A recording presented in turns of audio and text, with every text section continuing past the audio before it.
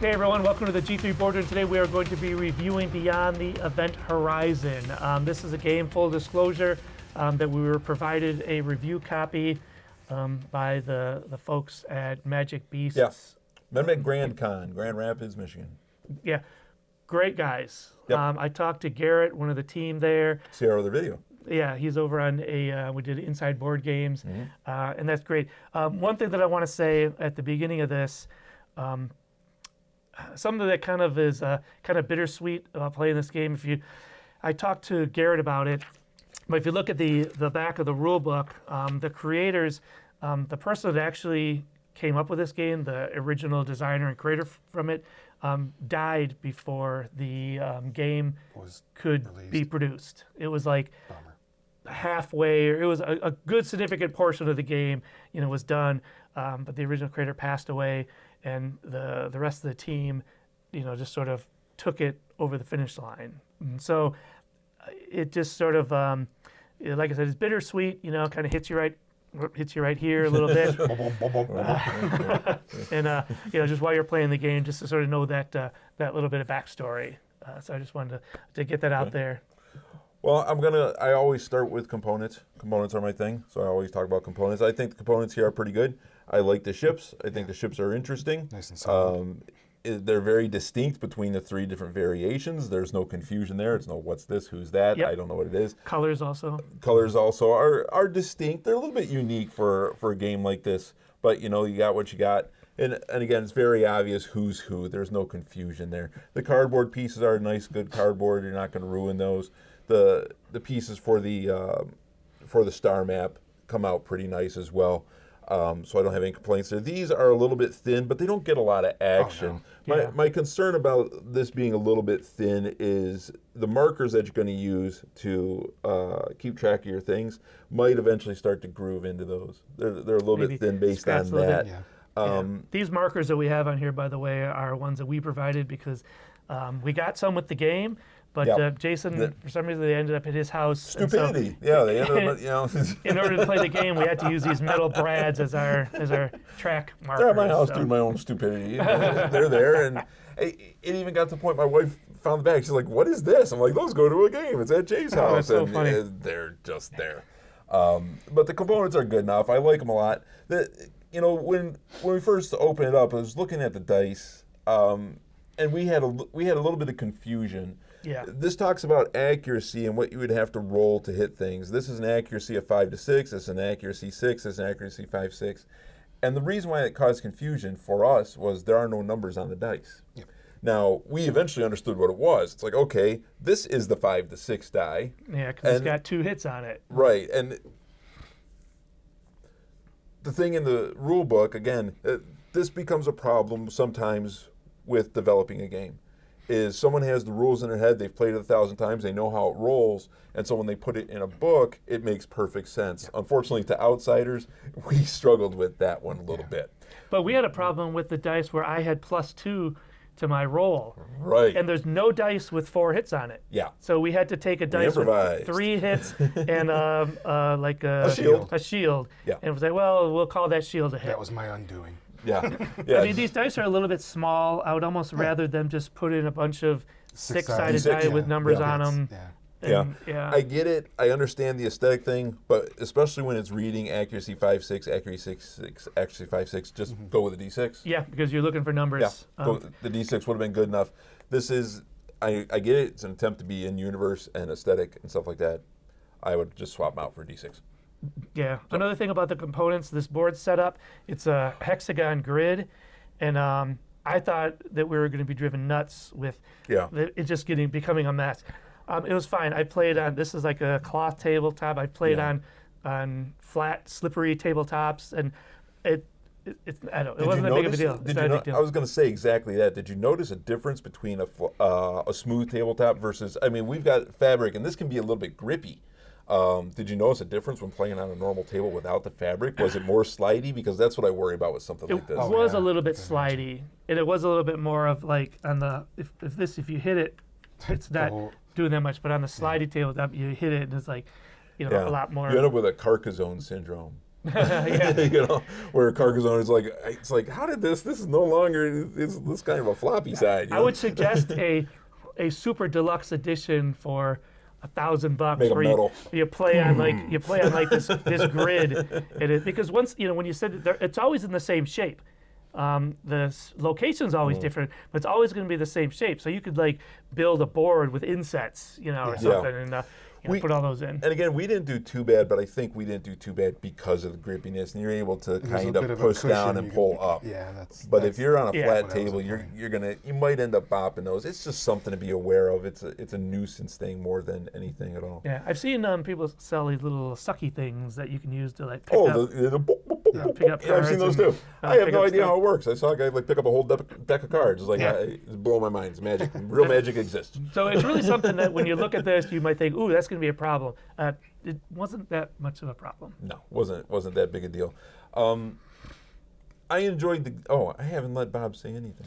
Well- And I notice I talk too much, so I try to be cognizant of it. You did components and a little bit of the gameplay. I I didn't talk about these. I like these. They look Yeah. hilarious because they look like a big foam thumbs up. And these are the things. These are like your They're like your- radios, but it's like, hey, you know. it's like your orders, and here we are in like super space, super futuristic space, and it's I'm on a like phone from the 70s. like a Motorola X or whatever the first one was. I was going to talk about the artwork a Go little ahead. bit because when we first started putting everything out, when the tiles were flipped over, it was the colors were very muted. But as we went along and as the Marauders got out there and the tech cubes and it does have a very good table presence now. Yeah. At the start I'm just kind of like, this is kind of muted, but now when you got the tiles played on there, overall it was pretty good. They got the new interstellar design of the wormholes and the black holes. Yeah. And the iconography is pretty clear. You got it again. Yeah. I'm so proud. I know. Giant. Awesome. It's pretty clear. I mean, and then everything's on your two boards. I mean, if you look at your upgrades, you can look right over there and see exactly what it does. You don't have to look through another card or in the book. So it's all nice and handy there. We've noticed a few spelling errors and grammar errors, but We'll get to the rule book. yeah, overall, I mean, I did enjoy it. I'd like to really play this again, just because I think I kind of just got the jaws of victory were stolen from me at the last minute. I won the playthrough, but I might have been moving my ships into places that I couldn't move my ship. Well, there was one time too that I thought I didn't apply the -1 because I had the big guns on my ship, but luckily they were okay. But I think when we first learning a game, where there's always the chance of us misreading a rule. There's always that chance. And I do think there is a learning curve in this game, but I'm going to put a pin in that for a second. Yeah, it's about the learning curve. I want to talk about the board. Go ahead. It's a mid to lightweight game, I would say, as far as Yeah. What I do want to say about the board selection here, I do appreciate the art as well. I like the way it looks, but there's a lot of stuff that's just garbage. Yeah. That it doesn't look like garbage. That's not what I'm saying.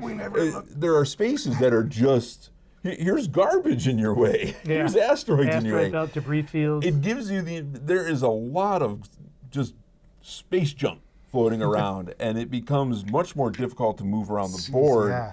And I don't know. I feel like there should almost be more empty space. Then there's a lot of asteroids and there's a lot of space debris. I mean, I made a joke in our playthrough. At one point, I had revealed this space debris, and Jay had revealed that space debris. I said, wouldn't it be funny if there was just nothing but garbage in between you and I? Yeah. And that, after you revealed everything, that's what there was. Yeah. There was nothing worth having for spaces in any direction. And Jay ended up having to skirt the edge of the board to come over and get me and move a bunch of illegal times, but it's fine. Meanwhile, Bob and I are fighting over the 3 or 4 inhabited planets that we found, but it seemed like that balance was a little bit off. I understand what they're going for there. I mean, can you really just have empty blank space as a space? That's no fun to look at. But there was a lot of unusable garbage. We also had a lot of 5-player game too, so that would get very, very crowded, very, very fast. Yeah, but that would actually serve to make the game a little more heightened. Yeah. I don't want to say better. Better is not the right word. I'll just say heightened. Heightened faster and Right. you're going to run into your opponents a lot Like faster. you and I were kind of sparring for the first 3 rounds. We didn't shoot. We were just Yeah. butting up against one another. Cold War. You know, and exactly what it was an arms race, and then I lost it. I finally just said, "Forget this," and went after you. Yeah. Anyway, Jay, you were going to There's say a lot something. I of- still got a pin in the why we had it hard. Go ahead. Yeah, there's a lot of planets in the level 1 Yeah. around the edges that we. Not by me. I could have skirted those. I kind of forgot about them and started going this way. But I think one of the reasons I did that is like, I got to start scoring some victory points. Yeah. We were all down here at like 1 or 2 victory points And, like, halfway through the game. Right. And this game is all about confrontation and fighting and battles. And the strategy guide even says, look, don't sit back. This is Yeah. a space battle game. Go out and space battle. It does say, oh yeah, but don't ignore ship upgrades and stuff. But it I seems did that stuff. we I were totally ignored 'em. we were all we were mostly like just trying to build up our production, you know. Yeah. And so we had no victory points till the last like 2 or 3 rounds. And that's- which fine, but this victory tracker goes up to 24. Yeah. You know, and when I you mean, see, I had 9. when I see a victory tracker like that has a maximum of 24, I expect to get about halfway up it. Yeah. That's my expectation. Now, there are games where it's like, oh, I'm going to go around 5 times, but they give you like a marker to indicate it. This game had no such marker. So I'm Yeah. like, okay, 24 is the max. And whoever put it together probably said, you know what? 24 is really a stretch. People aren't Yeah. going to make it to that. Yeah. And so halfway, a little more than halfway is what I would expect the average player, experienced players to get to. We're new, so we hit a little bit lighter on that. I do think that, you know, unfortunately for our camera setup, this is not on the game. This is on us. Yeah. And the way we sit. I ended up with the worst. I got Baltic and Mediterranean Avenue over here, man. I got garbage. This one's worth 1. That one's worth 1. You're like, oh, I got 3. Bob's like, I got 4. I'm Looking like, I at got that, nothing. There's like 3 There's a whole 0 bunch. planets. Yeah. In one turn, you could take all 3. If know you were what? by yourself up You there. could. You could have done that You because could. your cruisers have a movement of 3. You could have moved one up, another one up 2, and then the last one up. But I don't get 3. any victory points. That would have been a lot of production. Yeah, lot but of production. Well, a little bit of production gives production. you what? A little bit of production. Well, no. If we're on this side, we're nowhere near you. You could have put through a couple mines on there, and Possibly. But Yeah. but here is, you know, again, this is what I say. Bob didn't catch it at the beginning of the playthrough when I said it, but this is a fact. In war, amateurs talk strategy, professionals talk logistics. I underproduced the entire game. The entire Yeah, game. yeah, your production was you know, always you really guys are low. like, I got 8, I got 9, I got 4. Yeah. You know, it's like, and then it's like, I got 12, I got 11, I got 6. The most I got the whole game was 6. 6. yeah, And these production trackers goes up to 50. No, technically it goes up to 59. 59. 59. Yeah, I mean, I don't how? know. I can't see anyone getting that high in production. But to be honest, you should be focusing on victory points. Yeah. But victory Sure. points, the most is you can get is only 24. It just But seems like victory points are generated by what? By winning. How do you win? You create. How do you create? You production. And I had ship none of it. upgrades could be very expensive because you have the initial cost Yeah. and then whatever you have on the board.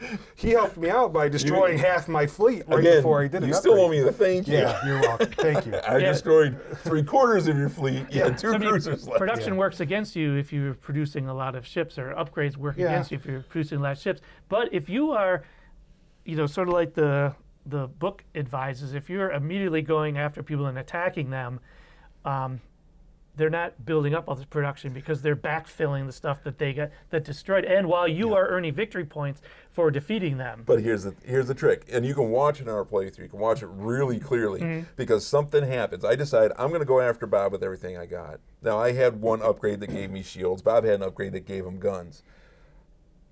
I think we rolled that battle 2 rounds. I had some Bob pretty bad rolled rolls. all blanks and I rolled all hits. It was the most amazing roll because you know, as you both know, the rest of the game we were all rolling like garbage. Yeah. But I rolled like all hits, destroyed Bob's entire fleet.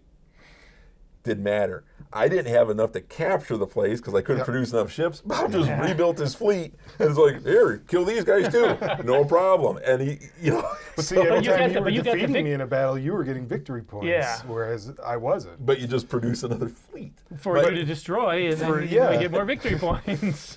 But Because Bob couldn't roll over the darn. The Yeah. point remains. Bob, I would destroy Bob's stuff. He had the production replace it, and I'm on places I can't take.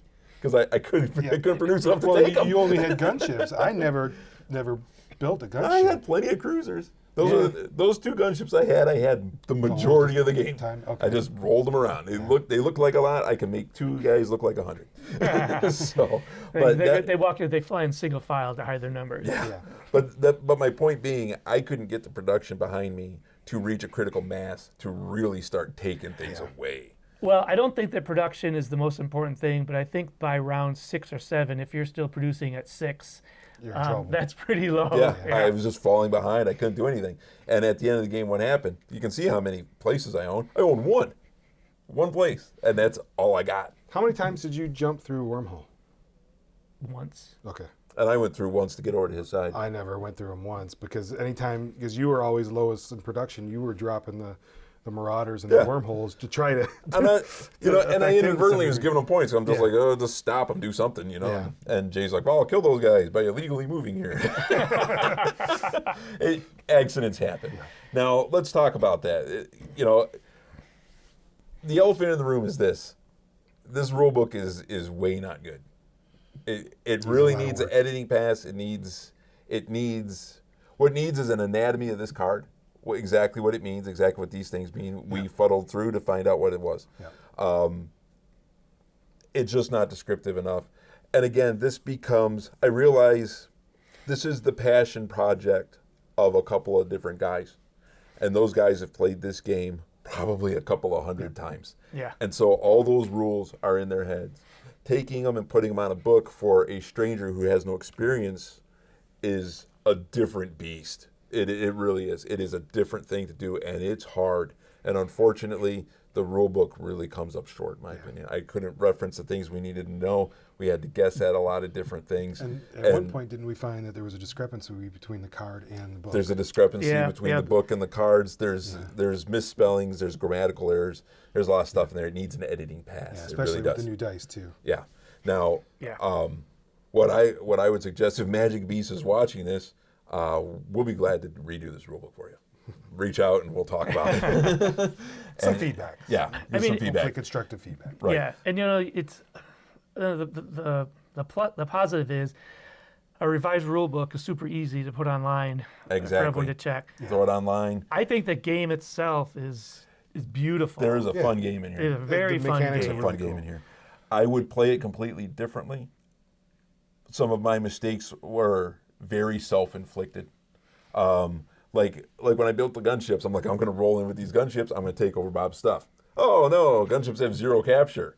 That was a Yeah. problem. And again, since I was producing so low, I can't now produce something else. Just next turn, oh, you know what? I'll just correct it and roll out 8 cruisers. Doesn't work like that when when I'm on a budget. Right. And I think when you were describing the combat from the book, it was a little vague because we had a lot of back and forth on how the combat works, especially when I have a card That says shoot that first. says these ships fire first, Right. ignoring player order. And the only thing that we could think of is it would only affect if there was more than 2 people in a space. Yeah. One or two people in space. And that was a thing we stumbled with. And Yeah. yeah, Which 'cause is- we stumbled on do dead ships fire back? Yeah. And that's always a question in most battle games. It's like, okay, I rolled first. Landed 3 hits. Those guys are dead. Yeah. Or is it simultaneous? Did I even get a chance to fire, or is it all just a surprise attack? Because unfortunately, the way we interpreted that had no value to you. Yeah. Yeah. Yeah, and So that might mine had incredible value to me. But again, I got to come back to the dice thing. This says for each 1 that's rolled, put a die on your fleet as a shield token. Okay, so what on this is a 1? Best we can come up with is it looks shield. like the shield. Now that makes sense. I would have gone with the D6. But we would have to have that explained to us would have been better. And also Oh, these special ship upgrades. You seem to get a lot of these in the game, but it's You did. well, I did. You killed marauders. I mean, huh? there's Only one marauder battle, and you. I didn't fight 'em. You didn't fight him. It says special upgrade slot, which we're assuming you could only put one thing in one slot. So I mean, what do Yeah. you do with the extra ones? And can you move them? Do you? Yeah. These Yeah, I were think not. with the I basic don't know how you upgrades and the move these special around. upgrades, that's enough. So I think one. Well, what we came up with for these was, okay, if you don't like one, you get rid of it, you put in the one you want. That's what we came up with. Now, I don't know if that's, I know it's not in the rule book, so I don't know what the rule is. That's what we came up with based upon all of our experience doing these things. There was also something. I thought that was fair. J1 put like 9 upgrades on it. I understand. There's also some. We had some questions up in the top Tech as you're levels. moving along the tech track. What gets opened up to you? Like the mine and mine 2 And the makes it seem gunship. like Right. the numbers of things, but then other things were like cruiser 2. It's like Yeah, what 'cause is, my is now is that you can only have 2 cruisers once you get to tech level 4? No, that's ridiculous because the starting, Yeah. you start with 4. So then it changes the meaning of what's in these gray like ovals Right. up there. Now, again, what we came up with was you could buy anything you wanted, then you could only upgrade it when you hit those spots.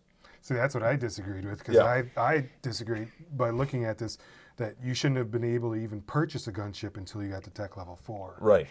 Which doesn't make sense.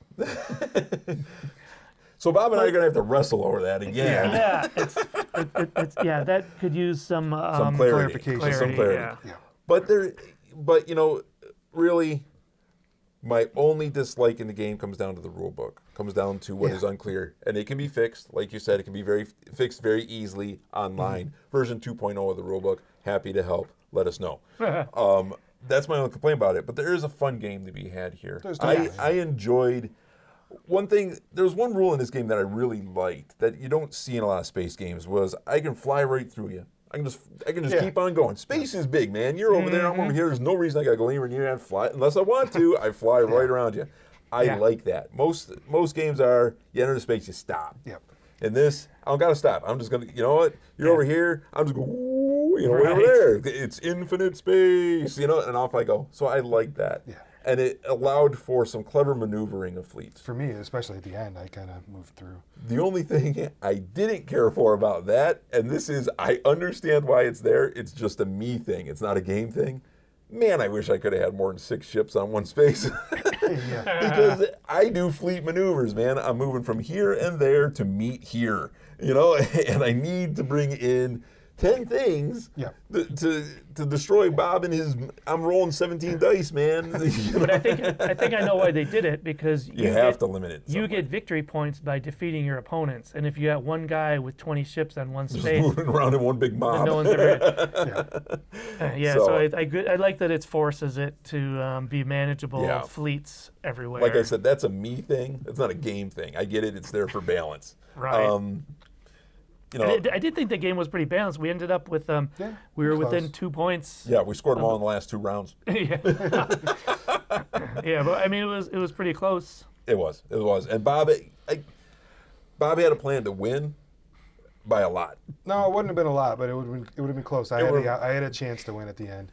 And I got this was the foiled by pivotal. I think we this would was have the been pivotal tied game. because I would have been down 1, you would have been up 1. Yeah, this Yeah. was Yeah. I'm not sure what the rule book says about ties and victory points. I Rochambeau. would have been up 2. You would have been down 1 because I would have won the battle and Oh won yeah, the one capture. yeah, you're right. Okay, we'll need to find out what happens with ties anyway. But Yeah. this was the pivotal battle right here, and it seemed like one of the least significant battles occurring. But that was the pivotal battle. Yeah. And again, it was very interesting. But Bob had a plan to get 5 points at the end. I think he got 2 out of the 5, 3 out of the 5. 3, yeah. I had a plan. Most I could manage was to get 2 points. I'm like, well, I can get a win and I can take something. But again, since my production is garbage across the board, I'm like, I'm going to combine all my forces into one thing. These guys I just abandoned. So it's like, Yeah, and that worked out because that gave me a victory point. it did, gave me another point.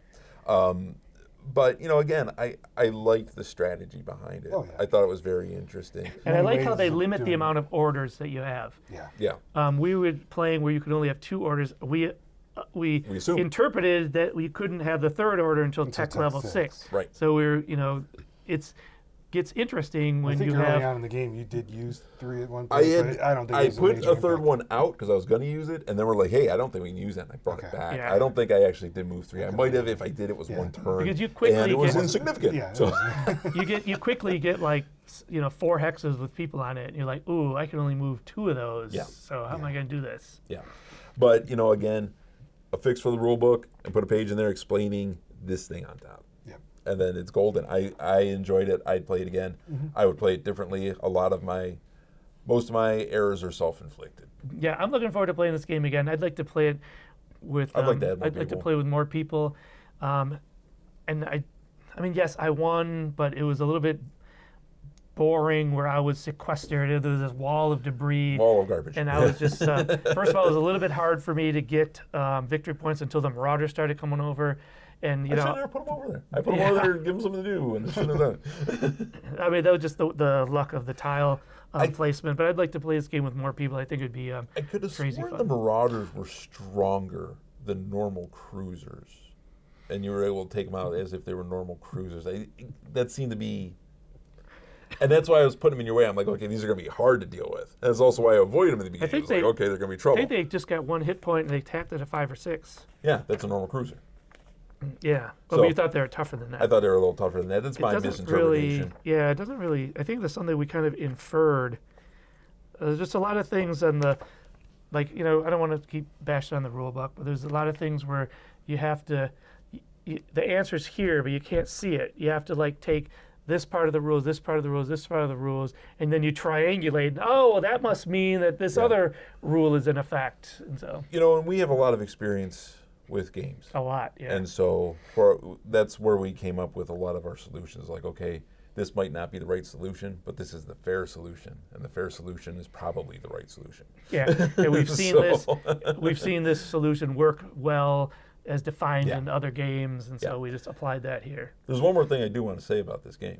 So Yeah. we have the expansion right down yeah. here. Yeah, Oh, WMD. Haha. So we got a nuke, a gravity bomb, an EMP, a planet shield, and a railgun. yes. A railgun. A nuke. A nuke. A railgun. Nice. Gravity bomb. That would have, you know, we debated playing with this, but we wanted to keep it a little bit simpler. It was a long playthrough. We wanted to keep it, like I said, simpler. But some of those things are going to be awesome. Yeah, Like and I can't wait to add them. The railgun, for instance, when you shoot the railgun, if you shoot it, it goes into a wormhole. You can say, well, then it comes out this other wormhole going this direction. So you got this railgun shooting across the galaxy, taking out all these ships in its path. Irradiating planets. Yes. It should be a lot of fun. I'm looking forward to it. Other than that, like I said, it's a fun game. There's fun to be had here. There's strategy to be had here, and I enjoyed it. I would play this again, and I would like to add players to it. Yeah. So again, Yeah. accepting applications for additional players. Jeff's already been cut. Nominal fee $10,000 and you're in. Right. So if you enjoyed this review, if you'd like to see some more, please go ahead and subscribe and drop us a like. If you've ever played this game and you maybe saw some of the rules differently, or if you disagree with how we interpreted some of the rules, you know, we'd love to know about that. So go ahead and leave that down in the comments. Until next time, we'll see ya.